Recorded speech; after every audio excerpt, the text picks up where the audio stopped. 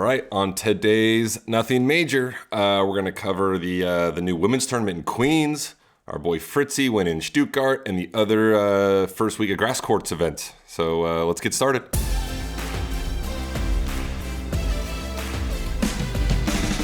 Okay, everyone, welcome back. Got all four of us today. Steve Johnson, John Isner, Jack Sock, well, I guess 5'2", Charlie Fox. We always give him a shout out, and the team at SIFT. They're here as well. First week on the grass. If you were tuned in to the Queens Club, the new women's event, the men's event in Stuttgart, Hertogenbosch, and the others, you love tennis because most people would have taken a break after the French Open. So good for you if you were tuned in Monday morning to the grass court events. I'm going to start with Queens. Or London. I don't even know what they call it now. But the women's event. First time 500. Stevie, your world team tennis partner, Tatiana Maria, chipping everything, took out 3 top 20 players, I believe. Rybakina, Keys, Anisimova. By the way, I'm going no notes right now, just so everyone knows. That's 4 top 20 players. That's crazy, right, Stevie? I mean, she's chipping every ball, and she won the tournament. I think she's 37 years old. Unbelievable effort from her. Yeah, incredible. Look, it's cool to see like the women have the tournament at Queens. You know, we know how special a place that is. It's an incredible venue. The tournament itself is amazing. And to see Tatiana do it, we were teammates a few years back, and she's an incredible person. She's got her 2 beautiful daughters. Her family travels with her everywhere. She chips a lot of backhands, doesn't really come over too many, plays an unorthodox style of game, but it works on the grass. And, you know, she qualified. She won, I believe, 7 matches in 8 days. And what an incredible week for her. And to hoist the first ever women's title at the Queens Club, it's an incredible moment. And she'll get her picture up in the locker room somewhere, just like you, Sam, somewhere. Yeah. She's chipping everything. Yeah, it's crazy. No. I mean, this is the surface she will do best on. Yeah. You know, just because you can be craftier in that sense, and I think it plays into what we talked about last week, that the courts, the first time you play on them, is extremely slippery and it's tricky. So actually watching the men's now this week already, like the courts look funny because they're already worn in. I'm never used to seeing that early in a Queens Club event for the men's side, like to see any brown spots on there. Because I played the first match on center on Queens Club once, and it was like you were on ice skates. Like it was insane how slippery it is. So it's actually better for the guys. I think they get a week of play on them prior to, you know, have a bit of better courts. But an incredible event by her, and to beat 4 players in the top 20, that's not an accidental win. I mean, she played great from start to finish. Can you guys answer this for me? You know, if you win a challenger title like 125, you don't consider that a title, right? Like an ATP title. You consider it a challenger title? Yes. In the women's, it's different. Their 125s are like our 250s. Yeah, our friend Eva Jovic, who Isner interviewed in Paris, the coolest girl ever, by the way, superstar. She won a 125, her first title. And it's a title on the women's side, right, John? Yeah. I think it's considered a WTA title. I think it's considered a title. But anyway, shout out to her. That's her first title. She won in Ilkley. All right, let me pop over to the men's. I'm going everywhere. Isner Fritzy beats Zverev. I believe it was the 5th straight match he's beat Zverev. And these are all big matches. Slams, Laver Cups. World Tour finals. Who needed that win more? Yeah, who needed it more, Fritz or Zverev? They've both kind of been a little up and down. Taylor wins 6-4, 7-6, 7-0 in the breaker. I think Taylor needed it more. I mean, he kind of was not on anyone's radar the last few months, like during the clay court season, maybe kind of really starting in Miami and then throughout the clay court season. I don't know if he was 100% healthy either. Did not look good at all in his first round match at Roland Garros, but of course, he's a very accomplished grass court player. He's won Eastbourne 3 times. So this was his 4th title on grass. He has 9 overall, his 4th title on grass. I think it was more important for Taylor to get his confidence back. We all know he could be on a 10-match losing streak, and he's going to bluff his confidence. And I think that does him very, very well. This is not a bluff now. He won Stuttgart, which was a crazy tough tournament. The top 4 seeds all made the semifinals. Takes out number 1 seed Zverev for the 5th time in a row. Again, you talk to Taylor and he'd be like, oh yeah, I'll go back into backhand with Sasha all day long. And on the view, I'm sure you guys saw after the match, he signed the camera. He said, "I'm back." So it's like Jordan. Yeah. I mean, it's a confident play there. But look, I think he is back, and he seems to be healthy. He played doubles as well. I think he's playing doubles at Queen's Club. I really like his chances going forward. Of course, in Queens and beyond that. So I think it was a bit more important for him. Alexander, on the other hand, he's been playing a lot of tennis. Like every single week, he seems to be playing, and he's playing Halle again. So I think he'll be fine. He got some grass court matches, made the final in his home country. Good event, good job. But again, I think it was more important for Fritzy. Yeah, I think part of why Zverev's playing a lot, like in the last 2 months, there's been a tournament in like Munich, then a clay court event in Stuttgart, and then a grass court event in Stuttgart, and now a clay court event in Halle. He's just got like all 4 German tournaments are smashed into like a 6-week period. Jack, did you see Zverev's speech afterwards? I did, yeah, because when I watched the highlights, yeah. I'm so basically like effing tired of you. Like it was pretty funny, I thought. Yeah, I think it was good. It was good. So yeah, you got it. Hold on, let me ask you this real quick. Like, do you think Fritz behind Alcaraz is maybe the second best clay court player in the world right now? Grass or clay? Sorry, clay. Definitely not the second best clay court player. That's an easy answer. Let me double down on that. That was gonna be easy. Do you think on grass he's like got an argument for like over the last few years, like maybe the second best clay court player, second or third? Grass court player. I'll go second or third. Grass, dude. Why can't I figure this out? My bad, guys. No, I think he's up there for sure. I think his game obviously suits the surface very well. He's shown that at Wimbledon already. Now winning this tournament. I think because where he's maybe lacked in movement at times or speed around the court, which I think is a pretty known fact. He can kind of hide it on the grass because it's all the stutter steps. You take out the sliding for most guys and that sort of crazy movement. So he's able, and then his ball striking, as we like to say, is so good. His backhand stays so low on the grass, penetrates through. I think guys have to lift, and he's able to kind of dictate. And obviously, he serves massive. So, yeah, I think he's top. I think he's top 3. I think so too. 2 based on the last few years, and maybe 2 as well. Yeah. Also, if by writing "I'm back" on the camera, if he doesn't at least quarterfinal this week, I'm gonna absolutely rip him next Monday on the episode. You can't write "I'm back" and then he will. And then lose early, but right? If anybody does it, it's Fritz. Yeah.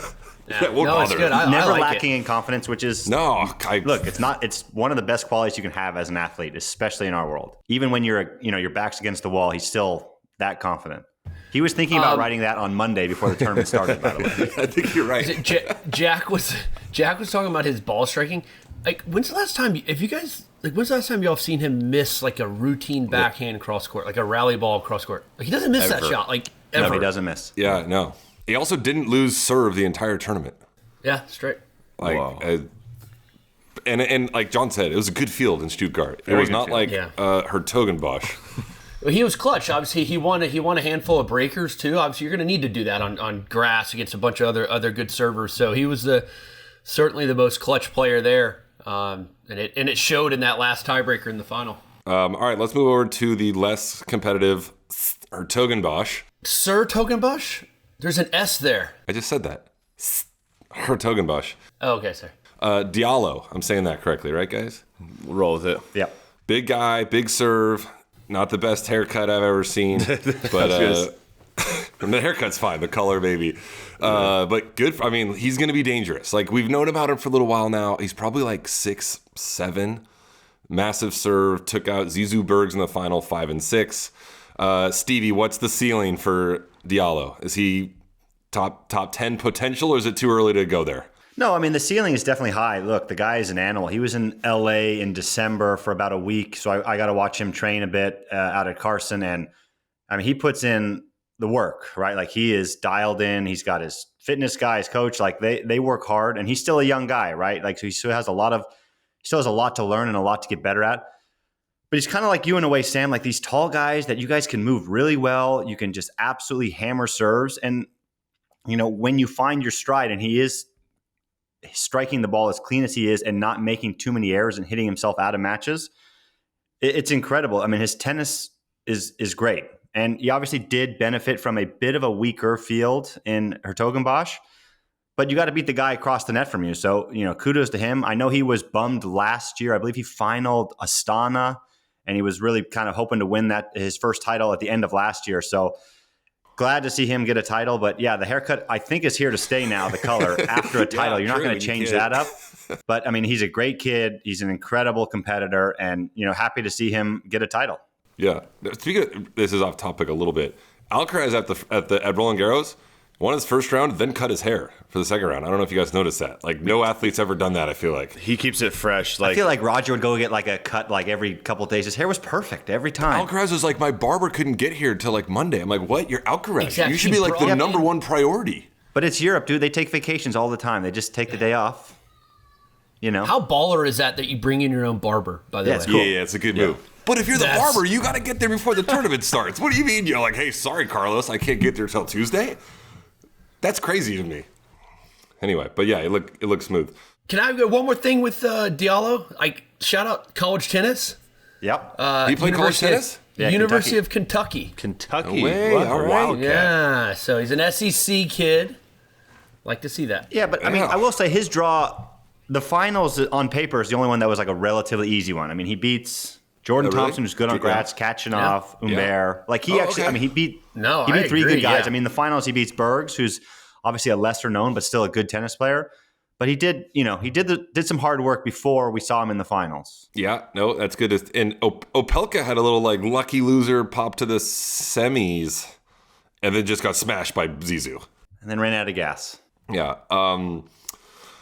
Let's go over to Isner. Ben Shelton, top 10 debut. Ben Shelton, by the way, we've talked about this. He's surpassing me. Like, my number one guess was like McConaughey on the pod. It might be Ben Shelton now, who I want on the pod. Over McConaughey? I'm going to call BS on that. I'll take Shelton over McConaughey all day long. Yeah, but you're not going to ask him any tennis-related questions, which will be good. You guys wouldn't take McConaughey over Shelton? I'm going to take McConaughey. Yeah, probably. I mean, no offense to Ben. I really like Ben. Yeah, I'd rather have McConaughey. But, I think it's more likely we get Ben on the pod. It feels more likely. Yeah. Anyway, I'm going to go to Isner. Jumps into the top 10. Right now we got Fritzy, Tommy Paul, Shelton in the top 10 right now. I mean, pretty incredible rise for Shelton. Going back like 3 years ago, he was ranked essentially 500 in the world playing college tennis, and he's top 10. Do you think this is like one of the fastest, I feel like, for me, kind of like not out of nowhere, but like 0 to 100 like I've ever seen? Can Ben get higher than this? Are you surprised with how quick he made it to the top 10? Yes, he can get higher than this. I firmly believe that. And yes, I also am surprised how quickly he got into the top 10. You just don't see it that often, especially coming out of college tennis. No. Like, there's a few freaks out there like Alcaraz, right? Who like kind of burst onto the scene. Outside of like you and Kevin Anderson in the last 15 years, there's no college tennis players that have like got top 10. So it's I think you're right. I would have to look at the top of my head. But yeah, in the most, I guess, the modern, like more last 15, 20 years, you haven't seen it that much. But I think you saw right away. I mean, I actually played him when he was like fresh out of college in Atlanta. And he was definitely a bit more raw back then. This was 3 years ago. And you knew he had something, just how live his arm was and how well he can move and just how athletic he is, period. So you knew he had something and you knew he was going to be good. Did I think he was going to be top 10 in 3 years' time? Probably not. I wouldn't have been surprised at top 20, top 30. Top 10 is freaking awesome that he's been able to do that. And another thing that's cool is the first time he ever traveled outside of the United States to play professional tennis was after college. He'd never done it before. So it's like 21 years old or something. He's playing his first ever tournament in Europe. For me, that goes to show that I think, especially for American players, this is like a different subject altogether. I think these international junior tournaments, I think Stevie and Jack and Sam, you would agree as well, like a little bit overrated and just not worth the time, the commitment, and the money. Like, hone your craft, like, at home with your coaches, with your family. And if you want to go to college, fantastic. Go to college and get better. You're going to go to college whether you play these junior slams or not. And so I think Ben Shelton's a great example of that. Now he's top 10 in the world. He never played a junior Grand Slam before. Yeah, and like you said, like if you're good enough, you're good enough. Whether you go play all these junior international things or you don't, eventually your game will like just prove itself. Exactly. Yeah, but impressive from Ben. I don't know if you guys saw Monfils call out the betters. You see that, Jack? He lost first round in, was it Hertogenbosch? And we've all seen this before, just like you get the death threats and stuff. Like, I would love someone to say this to like a player's face in person, because I think that would be, no one would do it. But like, do you guys have an answer for what to do on this for players?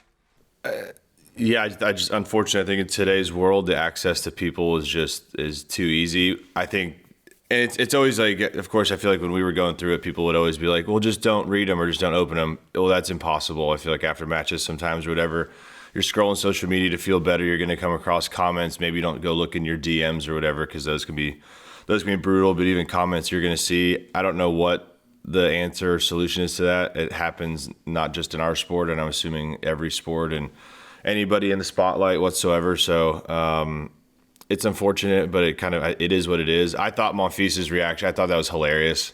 It made me laugh. It cracked me up. That's Gael, as we all know, big personality, and it. I think that's a fun way to go about it as well. Kind of make fun of yourself and make the bettor kind of feel dumb. Yeah, no, his reaction of like, I lost to like a young kid, 35 in the world on grass. Yeah. Like, who's dumber, you betting on me or me? Like, he makes such a valid point. How many can you guys remember what match you had like the most hate messages? Yeah, beating Federer and Nadal in his last match. It went on for like that's like a flip. Usually it's a loss. It went on for 6 months. Like probably it was like I was probably one of them, quite frankly. Yeah. I was upset that you guys won 2 from my couch. I was upset that we won. Like I didn't. It was Stevie's burner. Yeah, exactly. Yeah. F you, no, I just used my real account. I just said, Jack, what are you doing? I know. Yeah, that's Sussberger. All right, let me do. What else we got here? Andy Murray Arena. You guys like it? Don't like it? Stevie? I mean, it's well deserved, and it's absolutely well deserved. I mean, the name, I don't know, like I don't like it, and I don't know why. Yeah, like Andy Murray Arena just kind of sounds like they just put it together within like a kid's art project, you know? Like they just kind of threw it together. Yes. Like I don't know, like I don't know how you can do it, but he deserves something more. I think I know. It needs to be like Andy Murray Court. Arena, I think indoors. It's not an arena. You're right, John. It's not an arena. Like in London, at Wimbledon, all these, it's number 1 court. It's center court, right? Like it's court number 2 or graveyard court. You know what? It's arena just doesn't, except for I guess the O2 Arena there in London. But other than that, it's like, well, because it's enclosed. That's the whole point. Like, but he is well deserved. Yeah, well deserved for sure. Do you think they asked him, or do you think they just did it? They asked him. Yeah. They for sure asked him. I think they got to get his approval, probably. Okay, which brings me to my next point. If USC or Georgia was like, "Hey, we want center court to be John Isner Stadium Court or Steve Johnson Center Court," you saying yes right now? At that where? Cut out a little bit. At Georgia and Stevie in your case for USC? Oh yeah, I'm saying yes. Yeah, no, I mean John's got an unfortunate. He's got the Michael Pernfors center court that he's got to topple over in Georgia. Yeah, that's not going anywhere. So. If I want my name on the courts of SC, I'm going to write a very large check because that's how it works. And you will donate the money to get the court named after you. So, no, I probably will not be getting a court named after me at SC. It's kind of tricky. When they start naming courts after people, it's so hard to bump those people, regardless of like what You can't. The incumbent like accomplishes. You can't. Like you're saying. But you can, though. Like Pernfors. Let's say, John, you had 10 majors. Are they bumping Pernfors Yes, and moving you? yes. Are they still like, look, we insane. can't touch it? Like, what? No, that's insane. You, of course, change it. What are you talking about? No, I'm with you, but like, you guys see Carlitos on a little vacation in Ibiza? Yeah. I was waiting for Jack to do it. Is that where he went? Ibiza. I mean, if you're from Europe, do you go anywhere other than Ibiza? I know. It's like no one goes anywhere. You go to mid-season, you go Ibiza, and then off-season, it's the Maldives. Yeah. Right? Yep. It's pretty fun. Do we think? All right, Jack, Alcaraz back in Queens, and then Sinner back in Halle. Do you think they both have good weeks? But do you think they both like final or better, or do you think we're going to see one of them maybe bow out early? If so, which one? I have to err with yes that they're both probably going to make. But yeah, probably both make final. I would say I would err towards maybe Carlitos if of the two to not make it, because I think maybe post Ibiza he might be like a little tired, or like, He's got you never know. he might have an even playing field though in his first match in Queens though. Davidovich Fokina just got married last weekend, so maybe he's probably got married in the Maldives. Where in Ibiza? Yeah, probably yeah. Probably. But yeah, so maybe they're both coming off just kind of good benders. So we'll see. That should be some good tennis on a Tuesday in Queens Club. I think Sinner's just too robotic. I think he's gonna have a good week every week. I mean, yeah. Yeah. Speaking of Halle and Queens, I pretty much always played Queens. Stevie was a 50-50. Yeah, I was 50-50. I mean, if I got into Queens, I would play Queens just because I would get the house for the month. But I played Halle probably 4 or 5 times. I didn't mind it. It was pretty boring. So boring. If you guys don't really know, the tournament itself is at the hotel. So you never leave, I want to say like a mile radius for a week. And there's 2 restaurants. There's an Italian place in the back, and there's like the main hotel like lobby that you can eat in. So it's actually quite convenient if you are kind of looking for a kind of a low energy week, because you can just walk to the practice courts, you walk to your matches, like you don't even really hang out in a locker room, you just go back to your room kind of thing. So the tournament itself is great, but it's pretty boring. And when you do play Queens, I like that tournament better just because you had the city, you were in London, you knew you'd be there for a month. You can kind of like feel at home a bit more. Jack, where'd you play mostly? You kind of seem like a 50-50 too. No, never played Halle, and I didn't even play that week, honestly. Right, wow, yeah, that much. And I think I played Queens, I want to say once or twice, and even it might have been once, and then I practiced with John, spraying my MCL the day I got there, and didn't even play the tournament. So John was like that too. John played Queens like 2 times. They have like, I think everyone always makes a story out of this. Like in Queens, your tax rate on stuff is like 45%, and in Halle it's 15%. I don't think anyone. Do you think guys actually base what tournament they're going to play on that tax rate? Some guys, not me. Maybe Fed the top 5 guys who are getting massive appearance fees and things. Anyone out 10 and lower, as in 10 and worse, I don't think is basing what they're playing on that. But do you disagree with me or agree with me? I agree. Well, I agree with you. Yeah, I think it's the appearance fee guys. It's the appearance fee guys, yeah. Because if Fed's gonna get $1 million, well, then he's getting 500,000, right? He's not, right. So it's like right away. Was like a lifetime deal with Halle. He's got the street named after him. He won it like 14 times. Like he was never playing Queens. But Rafa said that a few times. He's like, why would I play Queens? They just the tax rate or whatever. Yeah, no. But it's only the guys that are getting those massive appearance fees. Let's go around real quick. Let's pick our winners. We're so good at picking winners for Queens. We're gonna start there. We'll start with Stevie. I got Alcaraz, Fritz, Draper, Demonauer, Runa, Shelton. Pick whoever you want. Who is winning the Queens Club? I'll go Draper. Oh, okay. Oh, dang it. They're going to change the court name now after him. It's going to be Jack Draper, court at some point.